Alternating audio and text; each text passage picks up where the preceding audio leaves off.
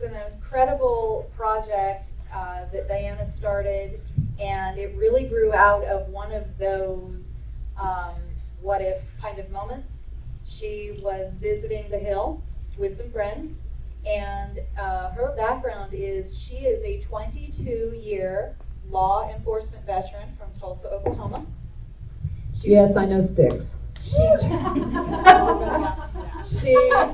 retired from that and became a captain of the Nellie 3-gun. And so she's sitting there watching the news every night, hearing herself and hearing the tool that she used in life-saving endeavors and now in sporting endeavors being vilified over and over and over again. So what do? We're 50 women, one from every state-ish.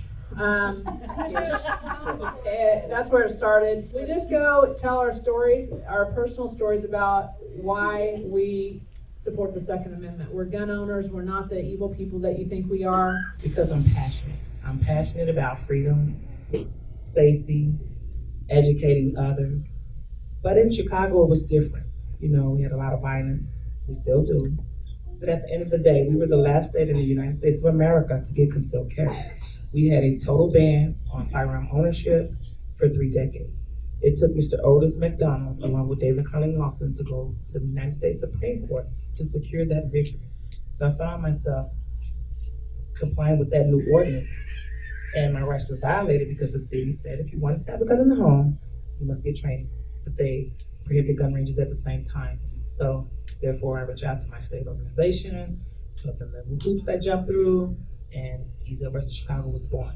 The why is because I love to educate. I mean, I have a granddaughter now. She's my range partner. When I fight for my rights, when she go to college, no, it's going to be no. It's not going to be a me too. It's going to be a not me. I was at the Girl in a Gun conference, and Robin Sandoval says, "Hey, there's somebody you need to meet." And I had been shooting 8 months at that point. I was an anti. I had never learned, and my husband had said, "You have to learn how to shoot if you're going to have these arguments." And I said, "Okay, fine." And then I found out it was fun. And then I found out I was good at it.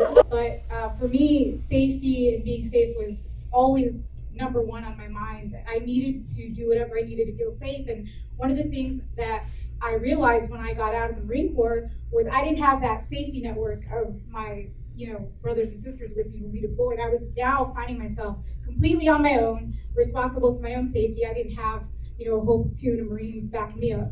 And so I decided to look into concealed carry, and that's how I got into what I do. So when I was active duty, I was a combat marksmanship trainer.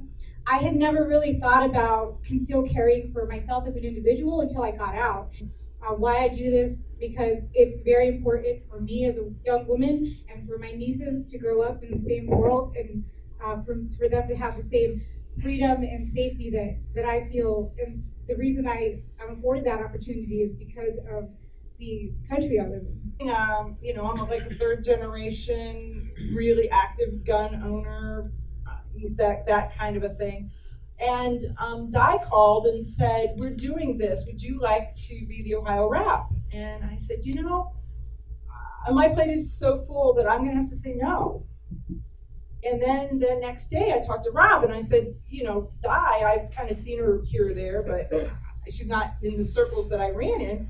She called me and asked me this, and he's like, "Are you out of your cotton picking mind?" He said, "You stop whatever you're doing and you figure out what it is that you can drop, because you have to do this."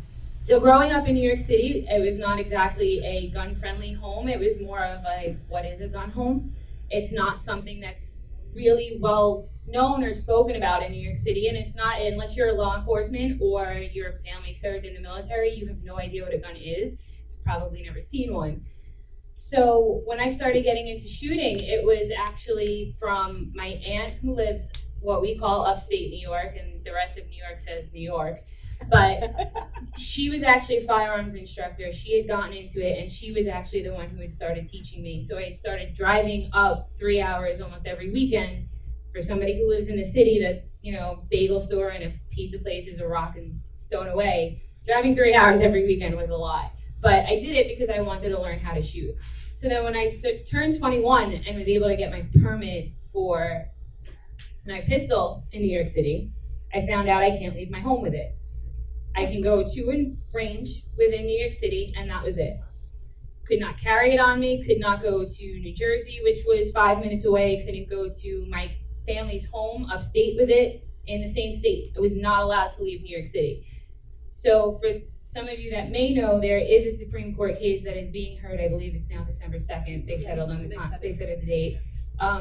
That the NRA and New York State Rifle Pistol Association is taking New York City to the Supreme Court to turn this travel ban. New York City has also turned their own rule on it.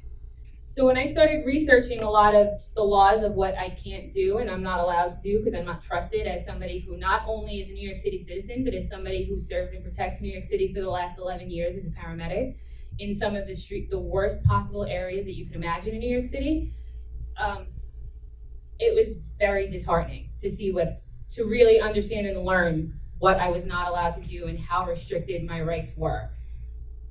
I vowed at that moment that I did not want to see any other part of the country or any other part of the state turn into what New York City was turning into. And it wasn't until I actually got to DC to see how many other strong, powerful, inspiring, admirable women there were who all shared the same goal, that we wanted to protect our rights. And my biggest why for doing this, besides the fact that Amanda said you get to go to summer camp with the coolest girls around, we all got to, I now have a say in protecting the rights of the United States so that no other city, no other state, no other region has to deal with what I've been dealing with in New York City. So we happened to meet with one of the staff members, I believe, and we aren't in there to get all fiery or anything. We're there to form relationships and come in with a smile and help them see that we do not fit the stereotype that's out there of the American gun owner. It was the day we came out of the subway, my phone is blowing up. NRA, NSSF, anybody who's watching TV, there's been a shooting, Scalisa's down, blah, blah, blah, cancel your meetings. And I was like, cancel your meetings? I've got women that have spent their own dime and their own time. I can't cancel my meetings. And we were walking straight to Langford's Coffee. And praise the Lord, I didn't have to deal with the hostility because he said, he's very pro 2A and he had a very good message for everybody. It's so important to have the different face on gun ownership in the United States. And that's why I think we're such a good investment. I think the DC project is a great investment because you have women who are standing up, reaching out to their legislators on the behalf of the American people. It's not every day that people are even brave enough to even want to get involved or put their heads on the chopping block and say, I'm going to go and do this for the American people because of passion. But the infringements have happened time and time again, and it's just been all common sensey, and it's just been all, well, let's just compromise. The time for compromise has ended. We need to get in the game. We need to support people who are putting their dollars and their time where their mouths are, where they're making the relationships with their delegates. We need to support them with our financial resources, and that is on dcproject.info.